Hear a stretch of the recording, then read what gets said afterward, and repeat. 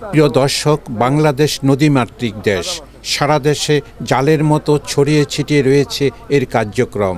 এই নদীগুলো মিঠা পানির এক অফুরন্ত ভাণ্ডার।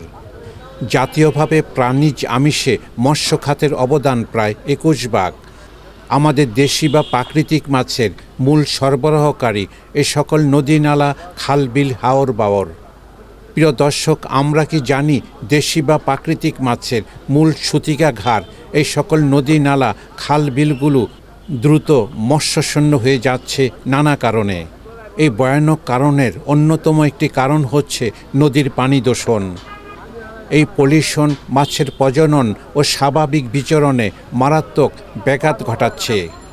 বিশেষ করে নদী তীরবর্তী শিল্প, কলকারখানার রাসায়নিক বর্জ্যের বিষ প্রক্রিয়া থেকে মাছকে রক্ষা করতে হবে।